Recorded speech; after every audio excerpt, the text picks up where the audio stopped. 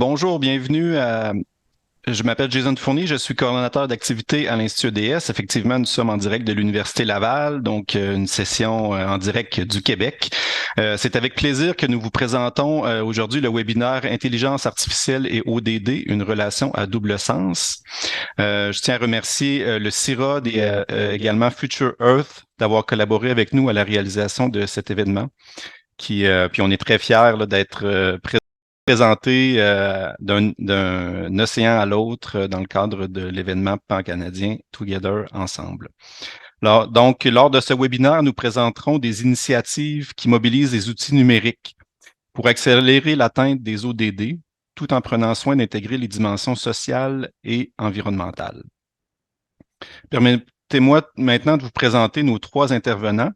Tout d'abord, Monsieur Juste Rajanson, qui est professeur au département d'études urbaines et touristiques de l'ESG UQAM, et il est membre également chercheur associé à l'Institut EDS. Ensuite, bonjour Monsieur Rajanson.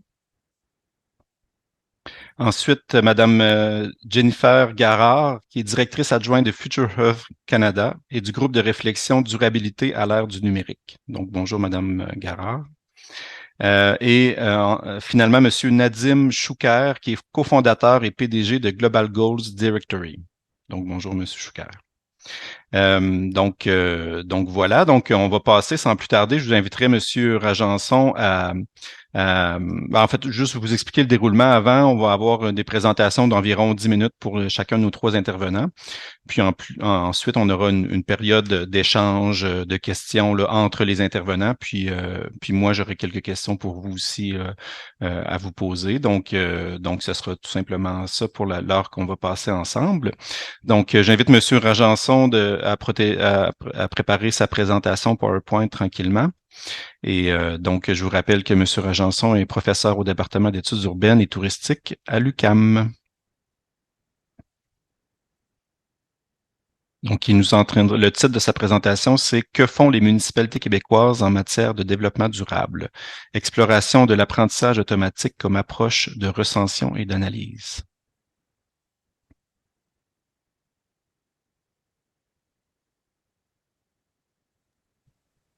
Bonjour, merci beaucoup pour l'invitation.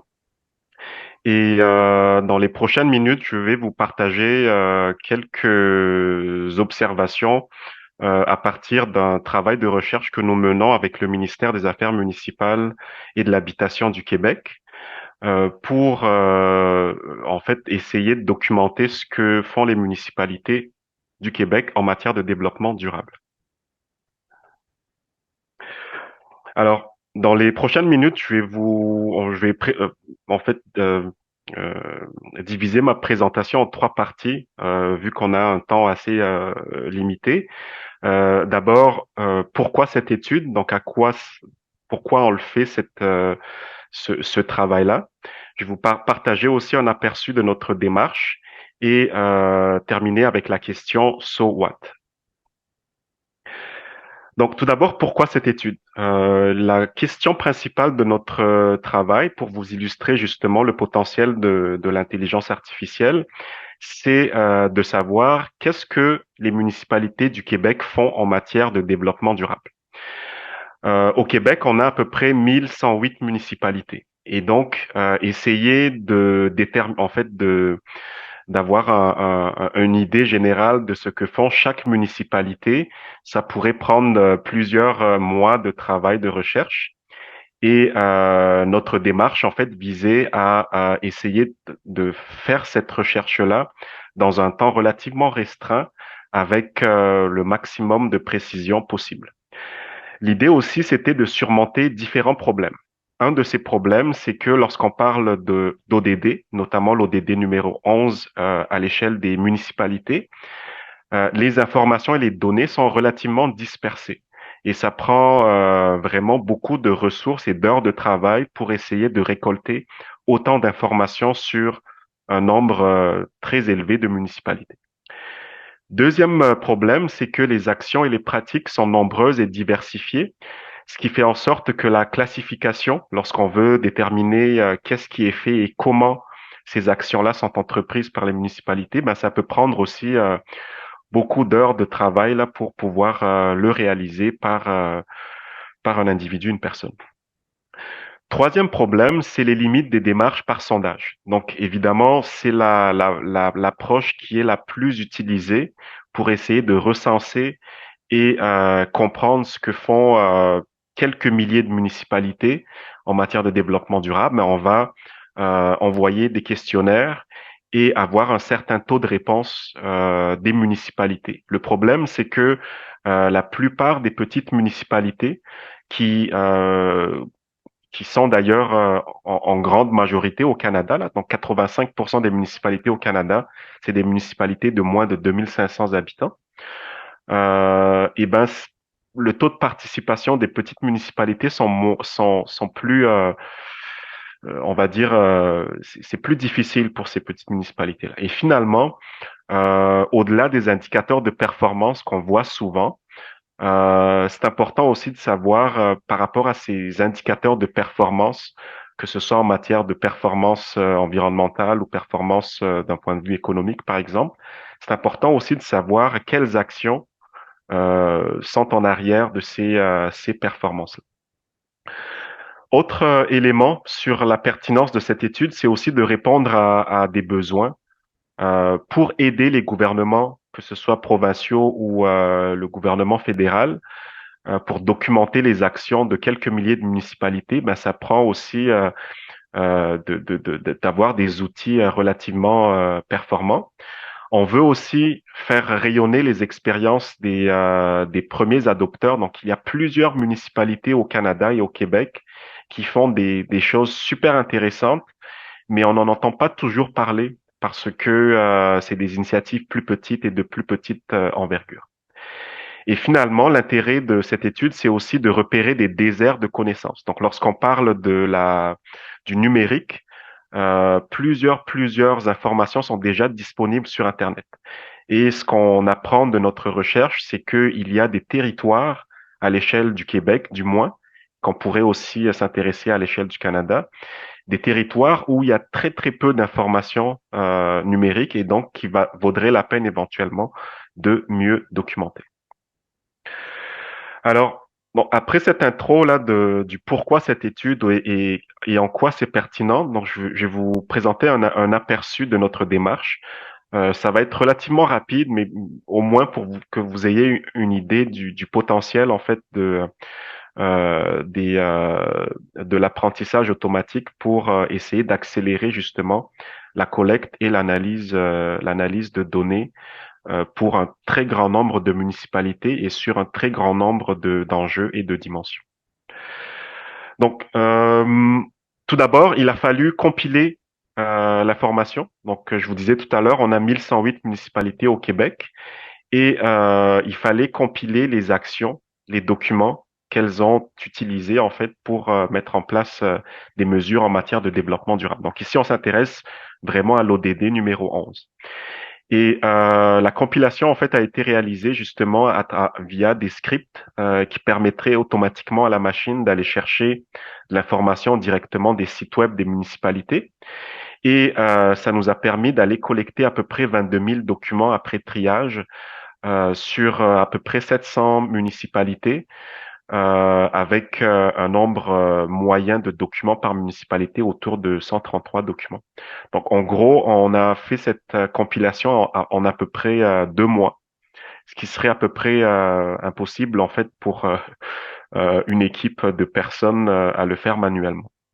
Pour vous donner un peu une idée du nombre de documents bruts qu'on a collectés, vous avez ici à l'écran la carte du Québec avec le nombre de documents collectés par municipalité. Et vous pouvez voir ici, on a exclu les grandes villes et les plus petites, tout simplement parce qu'on a travaillé préalablement sur ces villes-là.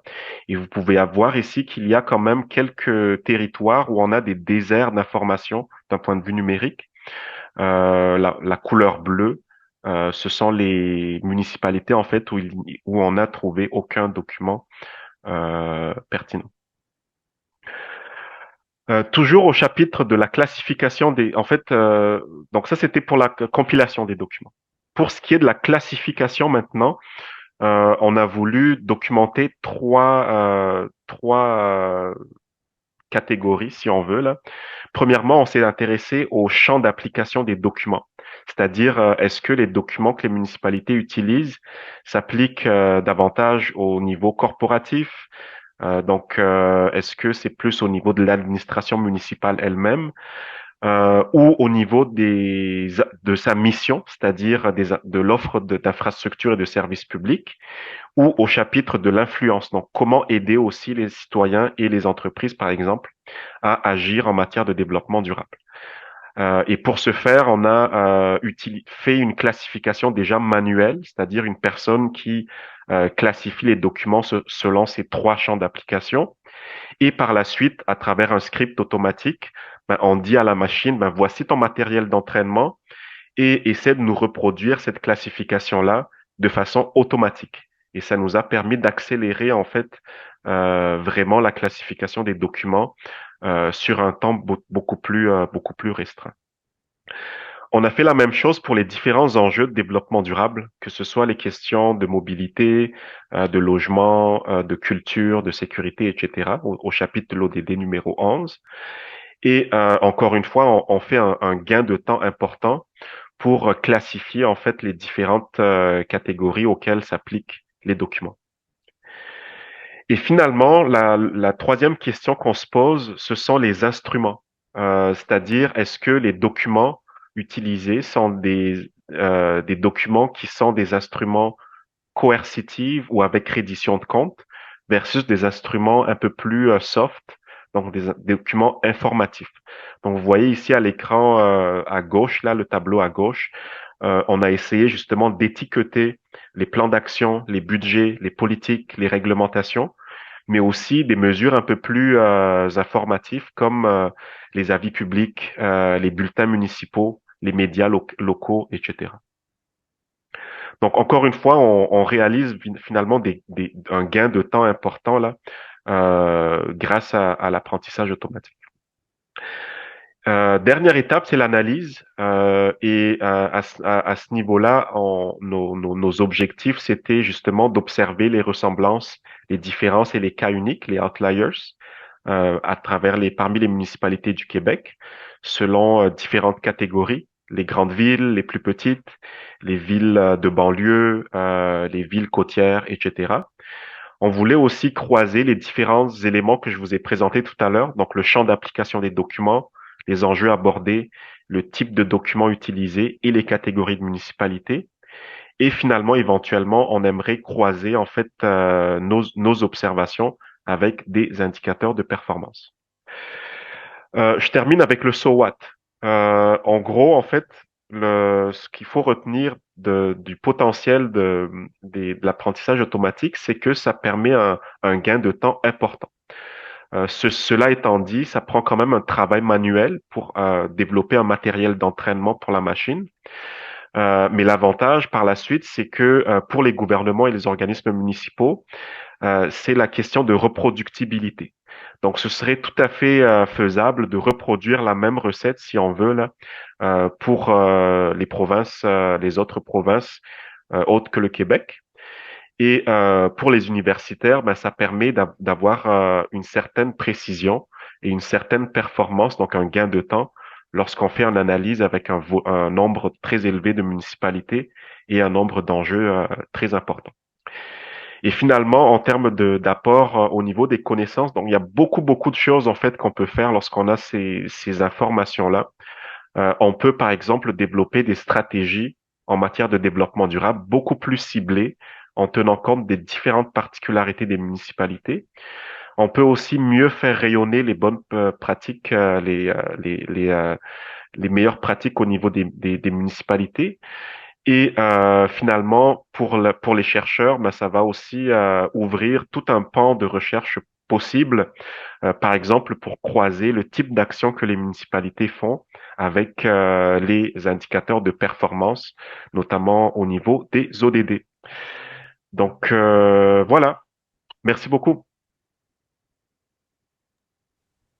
Merci beaucoup, Monsieur Rajanson. Donc, on va passer à la prochaine présentation. J'inviterai Madame Garard. Je vous rappelle qu'elle est directrice adjointe de Future Earth Canada et du groupe de réflexion durabilité à l'ère du numérique. Elle nous fera une présentation qui s'intitule Tirer parti du pouvoir transformatif de l'intelligence artificielle pour la durabilité. Donc, à vous, Madame Garard.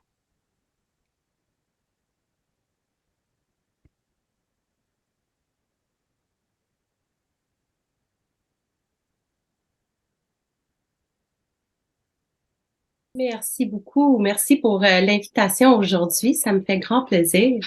Euh, Comme avait dit Jason, je m'appelle Jennifer Garard. Je suis la directrice adjointe de Future Earth Canada et de durabilité à l'ère numérique. Aujourd'hui, je vais vous parler de comment nous pouvons tirer profit du pouvoir transformateur de l'IA au service de la durabilité. Donc, pour commencer, un petit mot sur mes organisations. Future Earth est une plateforme internationale de recherche, d'innovation et de collaboration visant à accélérer les transformations pour une durabilité mondiale. Future Earth a 9 pôles dans le secrétariat, donc un ici à Montréal. Commençant en 2019, notre pôle a mené des conversations autour de 2 constats. Donc, premièrement, nous avons besoin des transformations sociétales pour relever les défis de la durabilité et les ODD. Et deuxièmement, que l'ère numérique transforme déjà la société à une échelle, à une vitesse sans précédent. Avec de divers partenaires, depuis ce temps-là, nous avons exploré comment combiner ces 2 constats. Ces conversations ont mené à la création de l'initiative Durabilité à l'ère numérique, ou DEN. Maintenant, un groupe de réflexion internationale hébergé par l'Université Concordia et dirigé par Dr. Micheline Ayoub. Nous travaillons sur la base de 3 piliers. Premièrement, la facilitation de la recherche et l'innovation. Deuxièmement, le soutien d'activités de formation et de création de réseaux. Et troisièmement, la suggestion de politiques publiques, normes et pratiques exemplaires. Le cœur de notre travail est vraiment la mobilisation de connaissances et la coopération entre les métiers et les disciplines qui n'auraient peut-être jamais été amenés à collaborer. Nous sommes reconnaissants d'avoir le soutien du FRQ, le Fonds de recherche du Québec, de l'Université Concordia et de Montréal International. Je vais maintenant citer 2 exemples de notre travail sous le pilier recherche et innovation pour démontrer notre approche pour tirer parti du pouvoir transformatif de l'IA au service de la durabilité. Donc, le premier, c'est le projet DISA, qui vise à faire avancer les connaissances basées sur les données pour une agriculture plus durable. Le projet DISA s'applique à une gamme d'ODD, comme vous pouvez voir. DISA vise à explorer comment penser des systèmes d'agriculture qui sont basés sur des ressources matérielles jusqu'à des systèmes basés sur la complémentarité des connaissances. Dans la première phase du projet, nous travaillons au Rwanda. Nous développons actuellement une base de données pour l'agriculture régénératrice dans le pays. Et cette base de données va intégrer les connaissances dérivées d'une analyse IA des imageries satellites, ainsi que les connaissances locales qui sont co-développées avec les agriculteurs au Rwanda. Avec nos partenaires, on vient juste de terminer un sondage de plus de 800 petits fermes à travers le pays de Rwanda, comme vous pouvez voir dans les photos sur l'écran. Et nous sommes en train d'affiner les algorithmes pour l'analyse IA pour les aligner le plus possible avec la compréhension actuelle de l'agriculture régénératrice. Les prochaines étapes dans le projet, après qu'on aura la base de données, seront premièrement d'élaborer une cadre politique pour vraiment encourager le développement des systèmes de soutien pour les agriculteurs en transition. Deuxièmement, de soutenir les programmes qu'on appelle formation de formateurs afin de donner aux agriculteurs les moyens de s'engager dans l'apprentissage avec leurs pairs. Et finalement, éventuellement, d'étendre le projet à d'autres pays en Afrique. Dans le projet DISA, nous appliquons 4 principes de l'IA centrée sur l'humain. L'approche que nous avons prise sera publiée dans les prochains mois dans un livre coédité.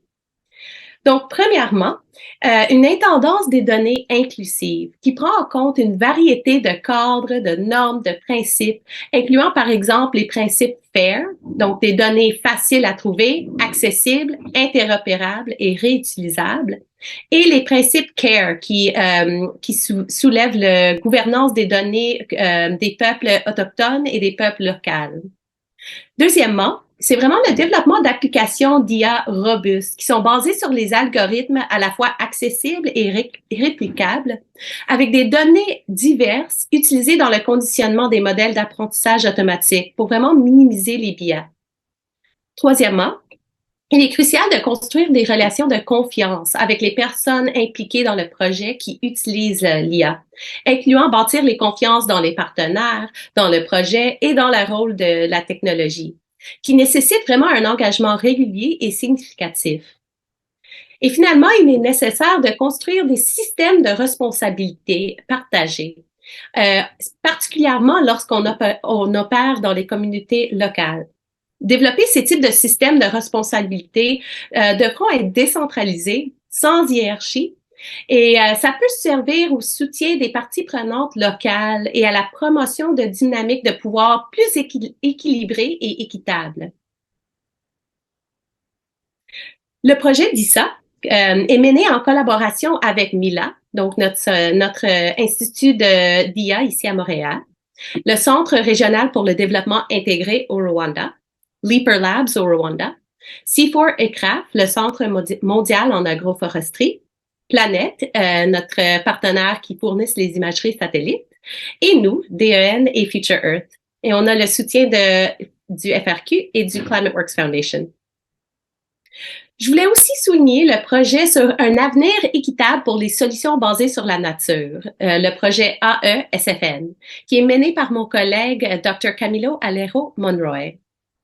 À notre connaissance, au Canada, il n'existe actuellement aucun cadre, protocole ou feuille de route détaillée qui guide la mise en œuvre des solutions fondées sur la nature, les SFN, que je vais les appeler.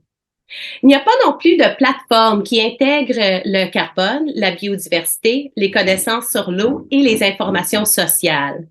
C'est quand même beaucoup d'informations. Et donc, il existe un excellent potentiel ici pour les méthodes d'IA, pour aider à intégrer les vastes ensembles de données qui sont nécessaires pour vraiment surveiller et développer les initiatives SFN.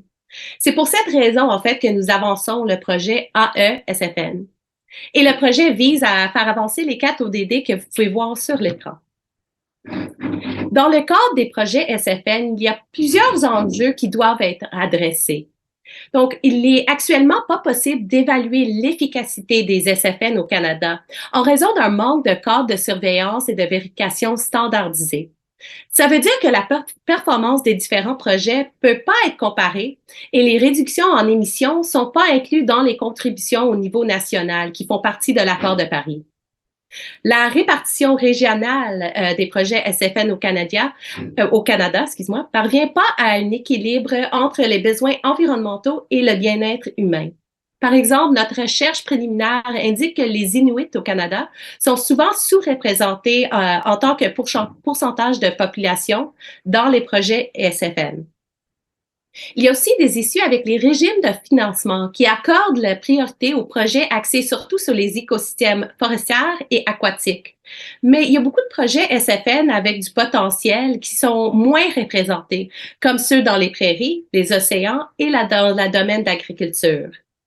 Et finalement, il y a aussi beaucoup de variabilité en financement, en particulier en ce qui concerne la durée du financement, qu'on voit dans beaucoup de secteurs dans le travail environnemental. Dans ce cas-là, ça s'agit souvent d'un décalage entre la durée du financement et la durée avant qu'on voit vraiment les avantages significatifs des SFN. Donc, beaucoup de ces problèmes peuvent être résolus, au moins en partie, en proposant des méthodes standardisées et inclusives pour mesurer et surveiller les projets SFN. Dans notre projet AE-SFN, nous commençons avec une analyse de l'état des projets SFN au Canada.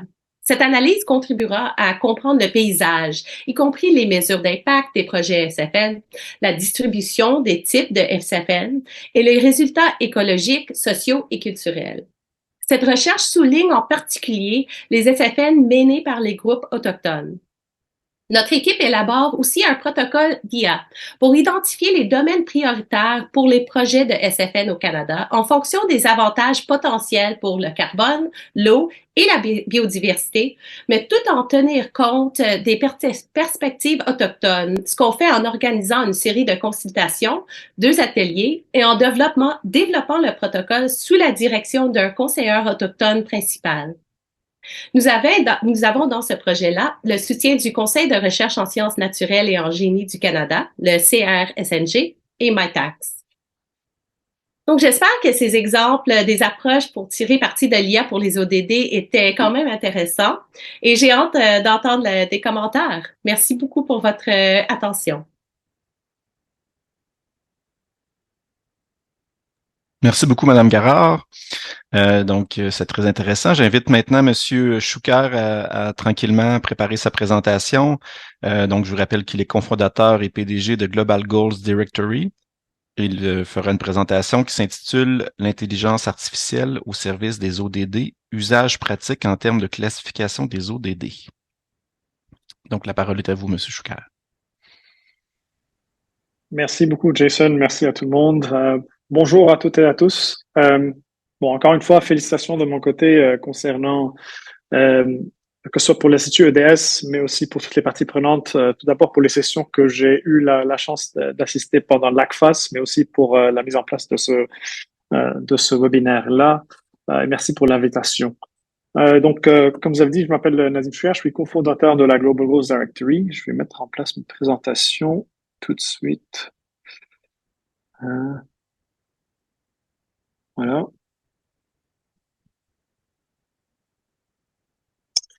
Parfait. Et donc, oui, je suis cofondateur de la Global Goals Directory.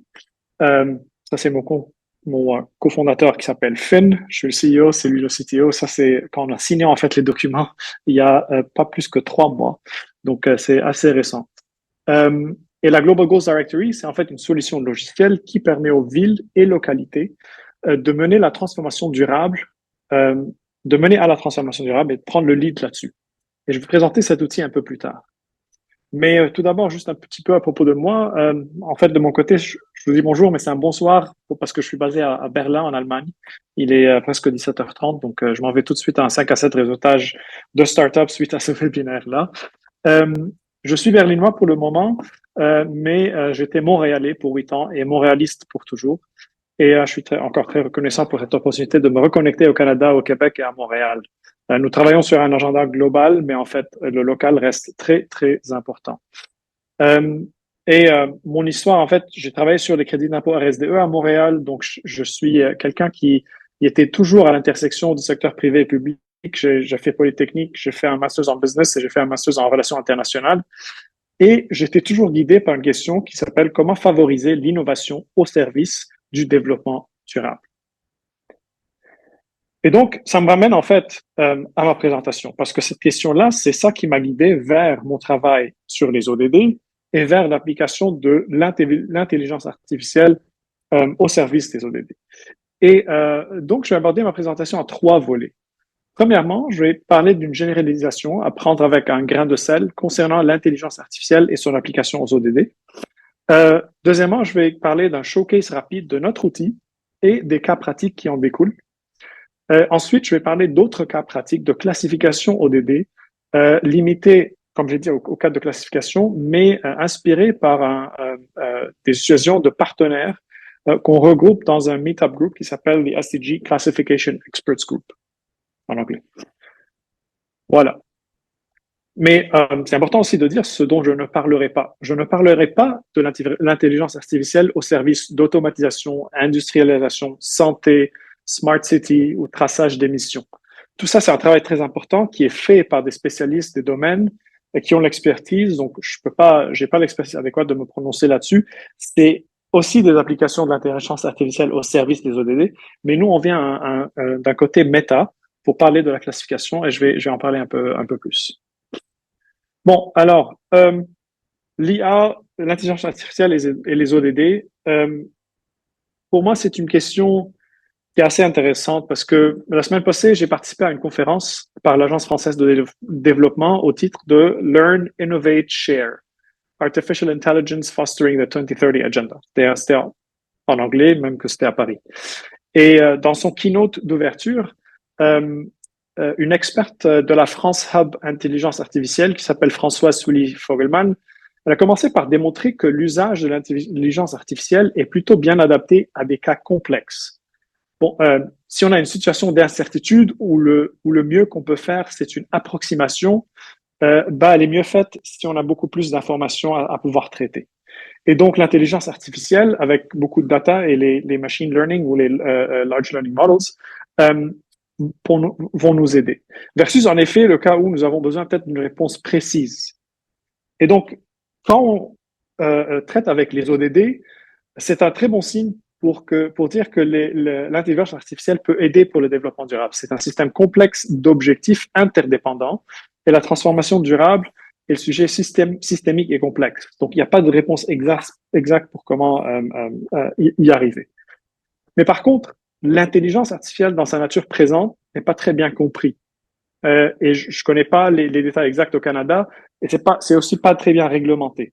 Donc en Europe, on est toujours en train de travailler sur comment réglementer ça. Plus important, c'est que dans beaucoup de cas, c'est un black box. Un outil d'intelligence artificielle va faire la job de classifier rapidement un texte ou tout un rapport ou bien un ensemble de textes, donc beaucoup de data, d'une façon très rapide et probablement fort crédible. Mais il est peut-être difficile de savoir exactement ce sur quoi la classification a eu lieu et sur quelle data cette intelligence artificielle a été formée. Et comme Jennifer vient de mentionner, c'est quoi peut-être les biais qui en résultent. Et pour nous, ça représente en fait deux suites.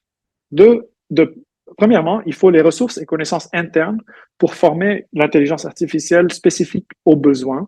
Et donc, on perd le gain immédiat de rapidité et d'efficacité si on veut vraiment que ça soit utilisé largement. Mais c'est un projet qui pourra être super efficace pour le futur.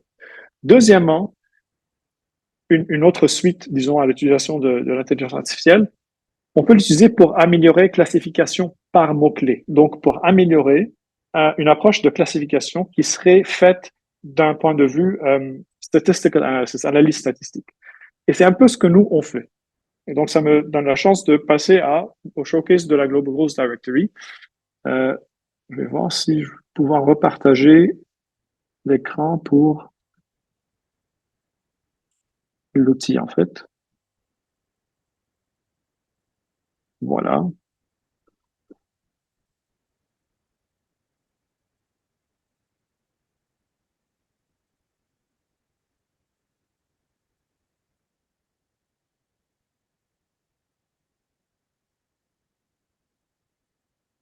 Oh, Ça ne semble pas fonctionner, on voyait comme un rectangle noir. oui, donc ça me laisse juste les partager une tab à la fois. Donc, je vais faire ça, puis je vais devoir ressauter. OK. Donc, voilà. C'est l'exemple qu'on a, nous, de notre Global Goals Directory. Et je vais tout de suite juste expliquer rapidement ce que c'est. Bon, on a fait ce travail-là pour une région qui est en Allemagne. Ce qu'on a fait, on peut présenter, on a analysé 15 730 acteurs de l'écosystème. En fait, on a analysé à 80 000. Il y a 15 000 qui ont une relation ou une autre avec les ODD. On les présente en termes de répertoire. Et pour chacun de ces acteurs-là, quel que soit cet acteur, on peut aller voir c'est quoi l'ODD spécifique et en fait, c'est quoi la référence sur le site web de l'organisation. C'est présenté aussi en termes de map. Voilà. Donc, on peut retrouver tous ces acteurs-là et ceux qui sont spécifiquement reliés aux ODD. Donc, par exemple, cet acteur-là qui travaille sur ces ODD-là. Et ensuite, comme j'ai dit, encore une fois, les références exactes. Et on a une certaine statistiques concernant les ODD qu'on peut travailler dessus. Donc, on peut voir, bon, c'est quels ODD, disons, quelles organisations sont responsables de ODD numéro 1, quel type d'organisation. Donc, je vais voir le type et je vais voir, ça c'est allemand, mais c'est tout ce qui est des business, en fait, qui travaillent là-dessus. Et on pourra voir, par exemple, si jamais je change de business à dire, montrez-moi les associations, qui travaillent sur les ODD et je vais enlever le filtre SDG1, on va voir en fait que dans cette région-là, la plupart des associations ou des NGOs, ou civil society qu'on appelle, ils travaillent sur l'éducation, les inégalités et en fait tout ce qui est biodiversité et SDG numéro 15. Mais pour revenir un peu très rapidement, l'outil, voilà, encore une fois, c'est chaque window tout de suite.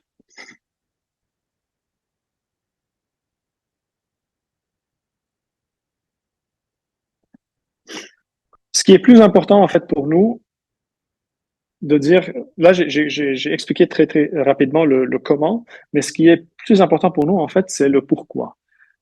Ce qu'on voulait faire, c'est mettre en place un outil qui aide à identifier les différents acteurs pour mobiliser l'écosystème et mobiliser des collaborations vers les ODD. Nous, notre thèse, c'est que cette information, elle est le mieux placée dans les mains des gouvernements locaux et des villes pour qu'ils puissent faire cette mobilisation-là. Donc, si les villes apprennent c'est qui les acteurs locaux et c'est quoi qu'ils font, ils pourront utiliser ces données-là. Et les cas utiles pour nous, c'est trois. De un, communication et positionnement. Les villes peuvent utiliser ces informations-là pour mettre la ville comme une ville attractive en termes de développement durable, mobiliser les acteurs locaux, mais pas juste les mobiliser en termes généraux, mobiliser pour un impact collectif. Notre deuxième use case, pour savoir, bon, quels sont les acteurs pertinents pour la stratégie de la ville, comment les engager, que ce soit pour un design participatif ou que ce soit pour, soi-disant, des stakeholder engagement en général qu'on appelle. Et enfin, un cas pratique qui est des décisions informées en termes de politique de la ville, que ce soit spécifiquement politique d'innovation. Donc, la ville pourra comprendre quelles sont les opportunités, quelles sont les lacunes de mon écosystème local face aux ODD qui sont importants pour la ville spécifiquement. Et on pourra en rentrer pendant les questions. Je vais finir par juste présenter les autres cas pratiques de notre classification. Donc, je vais laisser le meetup à la fin pour le présenter parce que je vais devoir sauter de window encore apparemment. Mais ce que je vais vous donner, c'est que il y a plusieurs des membres de ce meetup-là qui ont travaillé sur une classification de documents, donc aussi des outils de classification qu'ils ont développés. Et surtout, les cas spécifiques que je voulais mentionner en termes de cas pratiques sont utilisation de l'intelligence artificielle pour classification de tout ce qui est policy documents, donc documents de stratégie, documents de politique interne, que ce soit au niveau de l'Union européenne, que ce soit au niveau de développement international. Donc, 2-3 outils que je voulais présenter. D'un côté, la Commission européenne qui a développé le SDG Mapper, et de l'autre côté, l'Agence française de développement qui a développé le SDG Prospector. D'autres outils seront présentés aussi dans notre meetup dont je vais partager le lien. Mais juste pour dire, ce qui est très important dans ces utilisations pratiques de ce côté-là, c'est que ça permet d'analyser un très grand nombre de documents et de stratégies pour pouvoir en temps réel faire un suivi de ce qui se passe. Donc, d'un côté, c'est de faire le suivi des intentions, que ce soit des politiciens, que ce soit des municipalités, etc. Qu'est-ce qui a été émis dans ces stratégies-là? Et de l'autre côté, nous, ce qu'on peut en effet fournir, c'est bon, en fait, qu'est-ce qui se passe? Quels sont les acteurs prenants qui travaillent peut-être sur les ODD qui ont été déterminés comme des ODD de priorité par ces documents-là de politique. Donc, pour très rapidement vous montrer, et là je finis sur ça.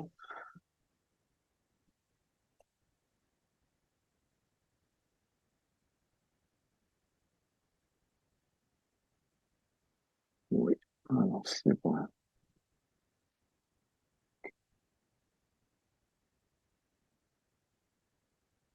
Voilà, donc c'était le groupe qu'on avait commencé, c'est un groupe qui s'appelle SDG Classification Expert Group, avec la participation de chercheurs et de personnes qui travaillent dans plusieurs organisations, que ce soit au niveau académique, au niveau politique et au niveau secteur privé. Donc, ils viennent de toutes ces organisations-là. On a eu notre 4e meetup en fait à Paris, en France, et il y a beaucoup de discussions intéressantes sur les limitations présentes de tout ce qui est classification par ODD. Est-ce qu'il y a besoin d'un modèle baseline pour tout le monde?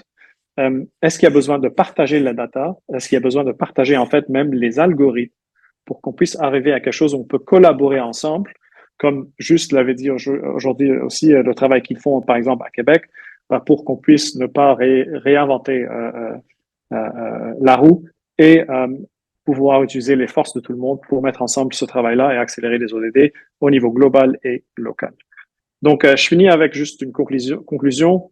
De mon côté, l'utilisation de l'intelligence artificielle est viable, pourrait être viable et fiable si c'est un intelligence artificielle de confiance et si l'intelligence artificielle est explicable, parce que sinon on peut pas dealer avec les biais. L'utilisation de l'intelligence artificielle permet une classification d'acteurs vis-à-vis des ODD et permettra une mobilisation d'acteurs et d'écosystèmes. Et troisièmement, la classification permet un traçage de toutes sortes de documents, recherches, appels d'offres, stratégies, pour pouvoir faire un lien entre ces documents-là et en fait les actions sur le terrain. Merci beaucoup pour votre attention et désolé pour le temps. C'est parfait, Monsieur Shuker. En fait, on est pas mal dans les temps. Écoutez, j'ai quelques questions préparées pour vous, mais j'aimerais ça vous entendre chacun si vous avez des questions pour l'un ou l'autre de vos pairs ou des réflexions qui vous sont venues en tête en écoutant vos collègues. Donc, ce serait on pourrait prendre un 5-10 minutes là, si vous avez des questions ou des interrogations.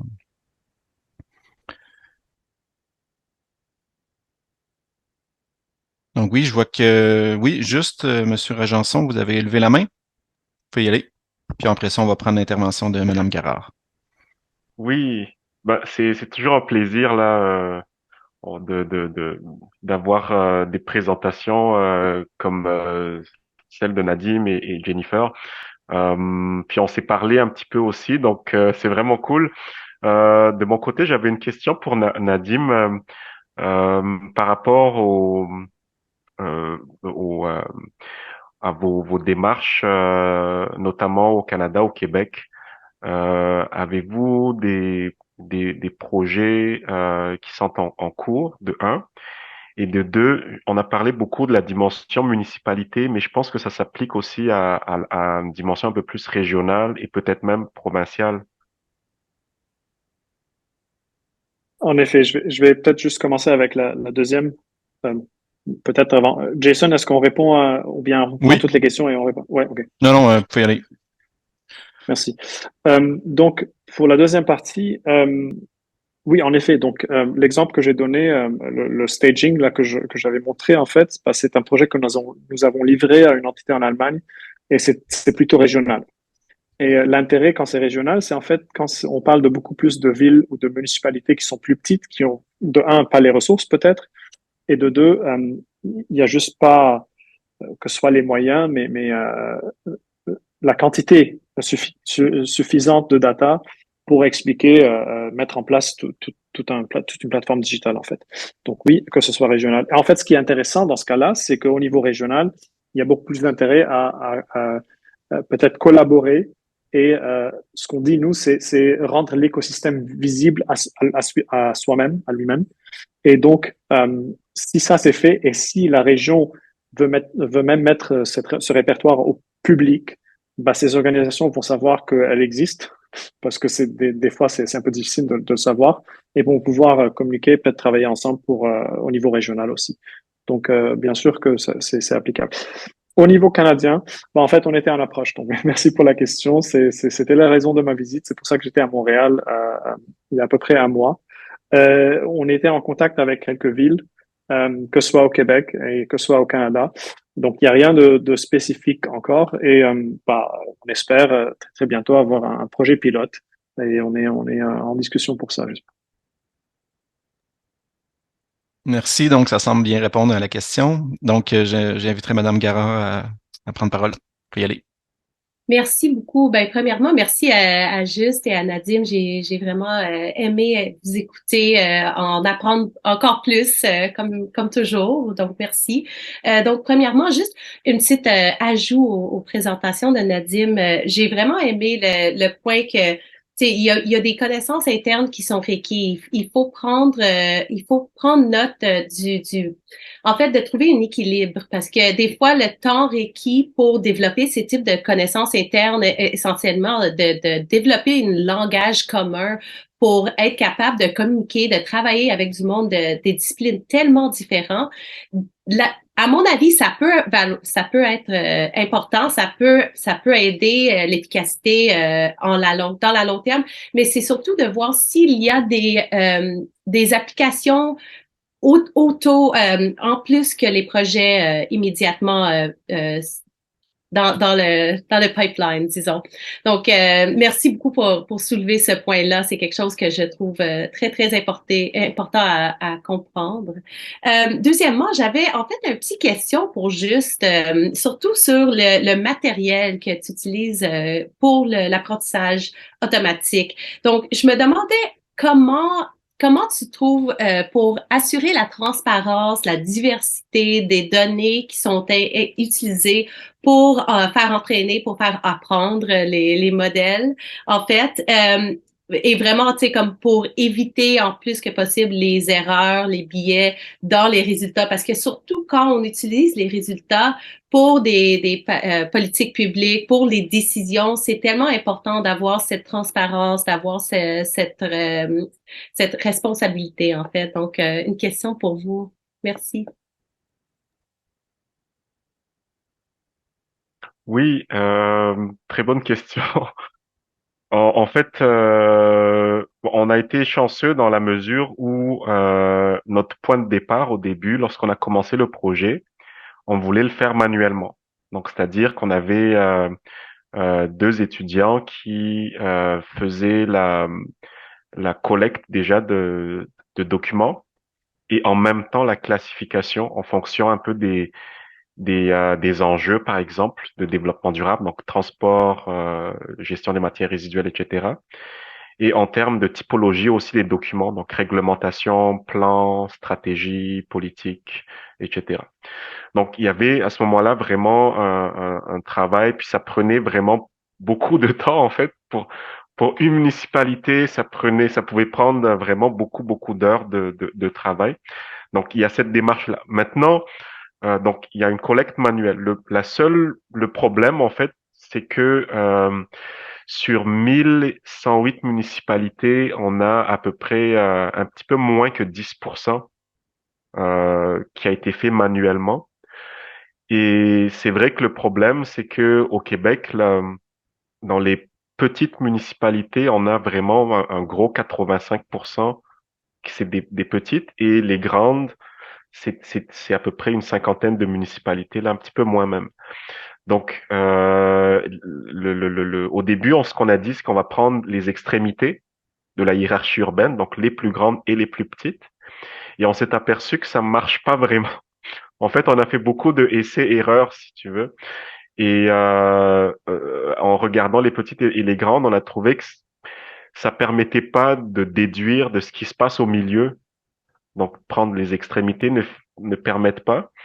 Et donc, là, ce qu'on a essayé, en fait, ce qu'on est en train d'essayer, c'est de faire un, comment on appelle ça là, un échantillonnage stratifié, c'est-à-dire de prendre une dizaine des municipalités de moins de 500 habitants, euh, ensuite un certain nombre de municipalités entre 500 et 1000, un certain nombre de municipalités, différentes strates en fait. Donc on va essayer de ponctionner de façon stratifiée, mais aléatoire à l'intérieur de chaque groupe.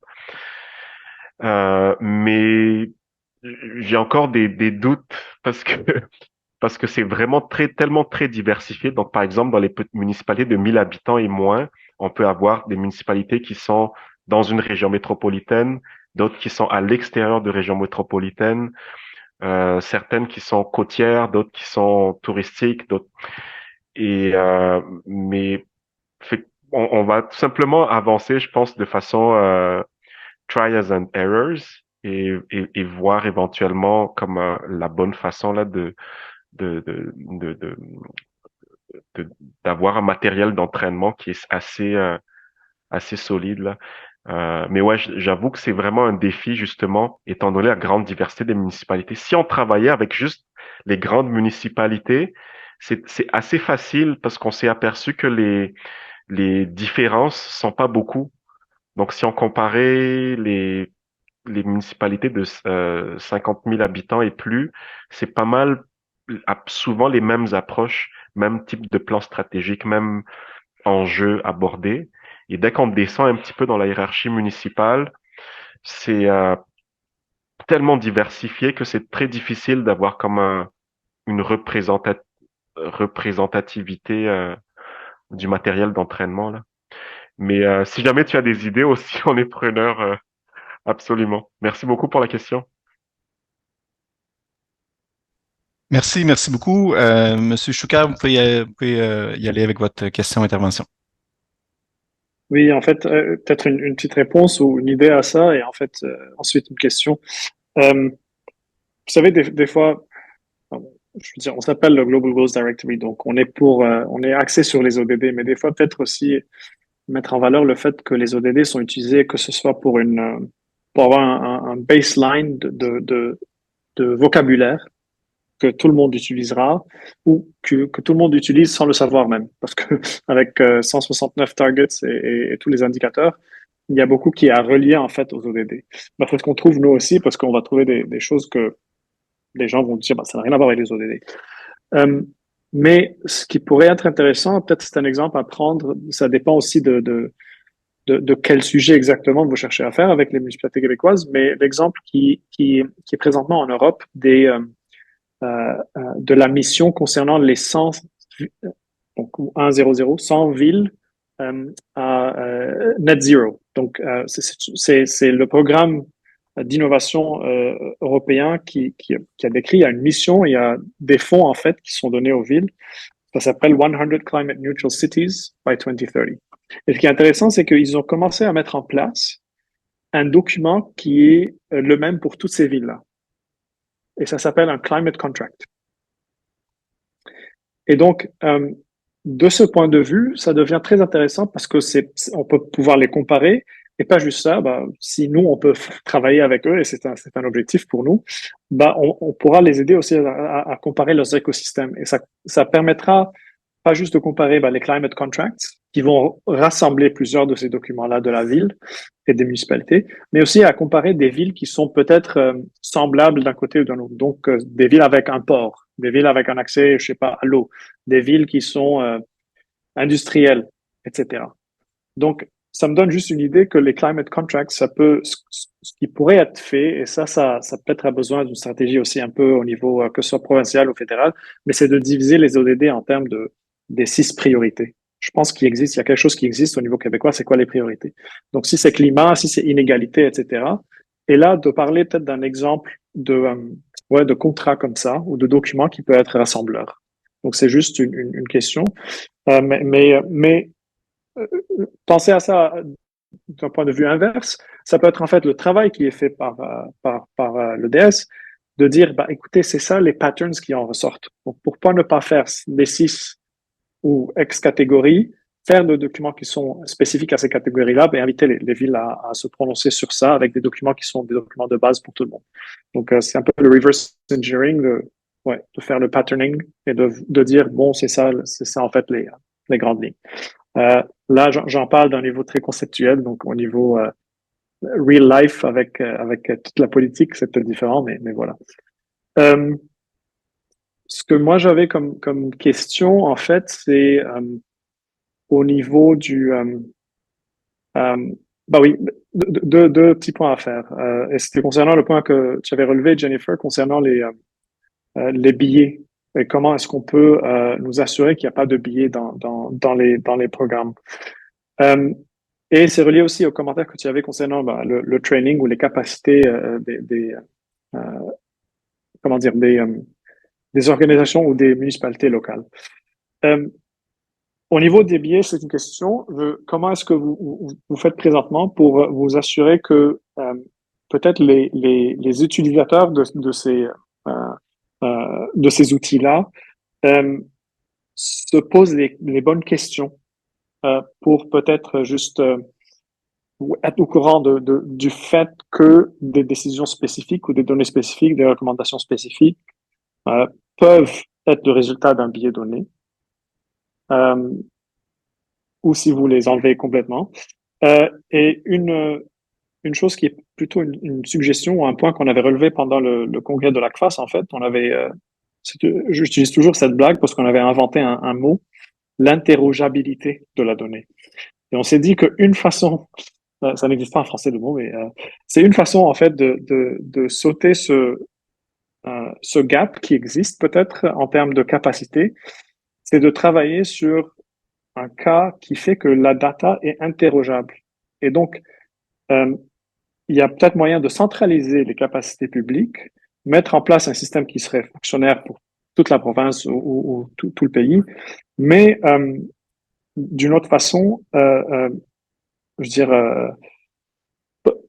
mettre le pouvoir dans les mains des fonctionnaires publics et des gens qui doivent utiliser ces data, juste en termes de comment poser les bonnes questions. Et là, il n'y a pas moyen de manipuler toutes sortes de data et d'être un data scientist. Ça, je pense qu'il y a un pouvoir énorme à faire avec le GPT-4, mais quand même, ça reste, ça fait que le problème des billets est encore plus sérieux peut-être.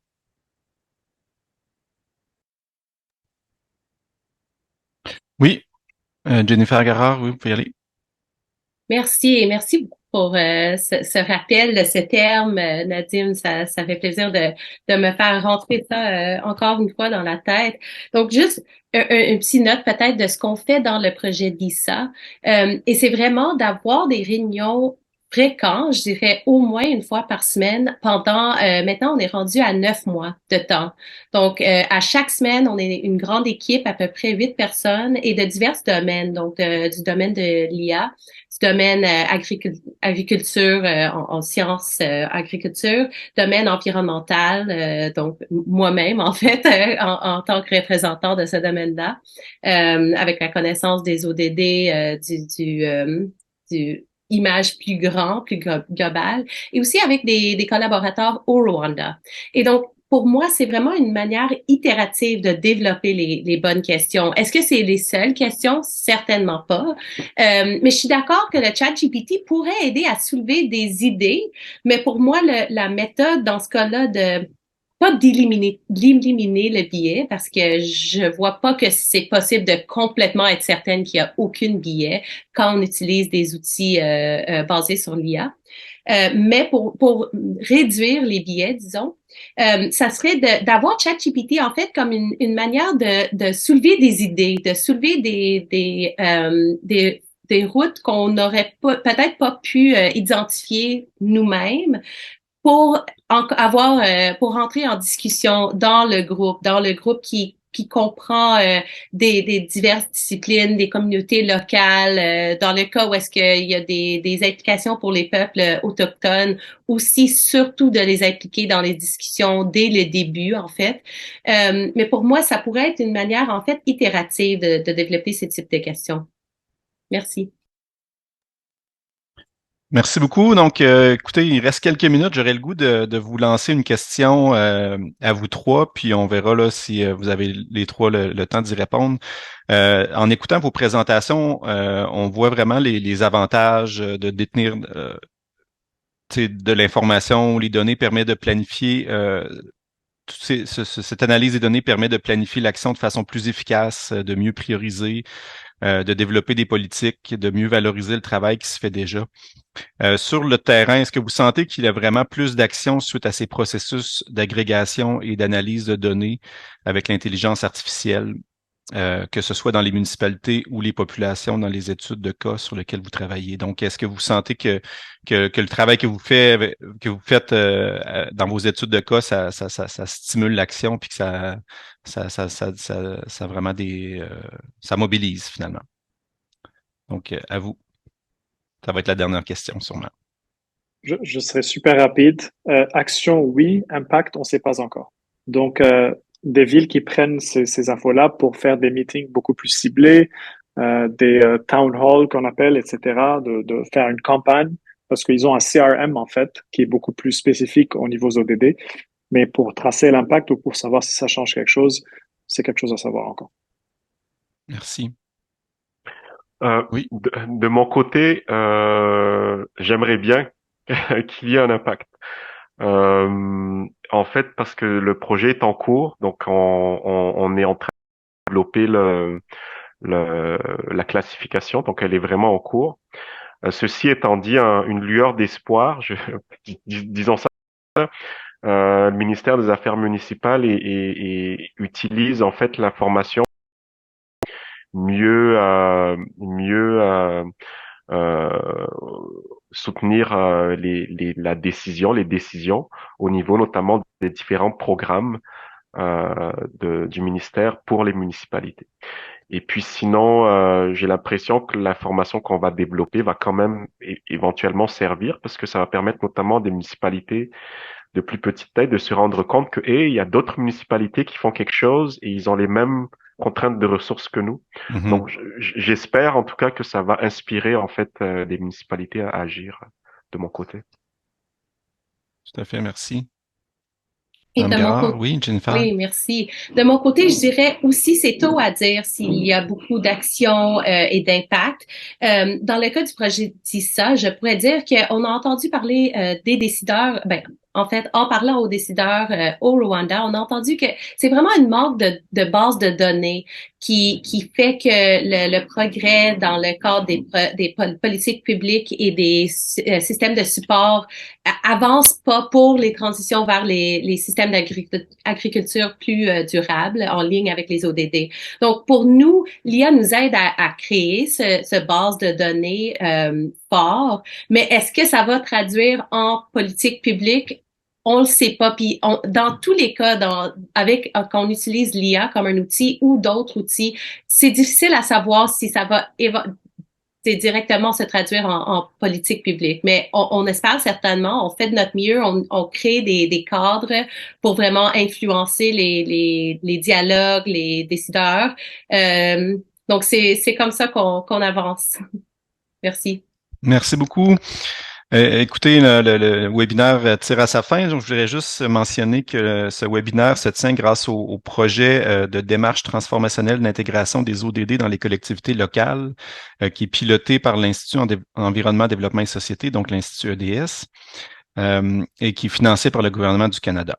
Je voulais aussi remercier à nouveau nos partenaires, le CIROD et Future Earth, pour l'organisation de l'événement. Puis, écoutez, le directeur de l'Institut EDS, Sel Melouli, qui s'intéresse beaucoup aussi à tous les défis numériques puis l'intelligence artificielle, n'a pas pu, pour des raisons techniques, là, être avec nous pour le mot de la fin, mais en son nom, je vous remercie sincèrement, le cher panéliste, là, pour vos présentations puis vos échanges. Donc voilà, merci beaucoup, puis au plaisir Merci. d'échanger à nouveau. Merci. Merci beaucoup. Bonne journée. Au revoir. Bonne journée. Au revoir.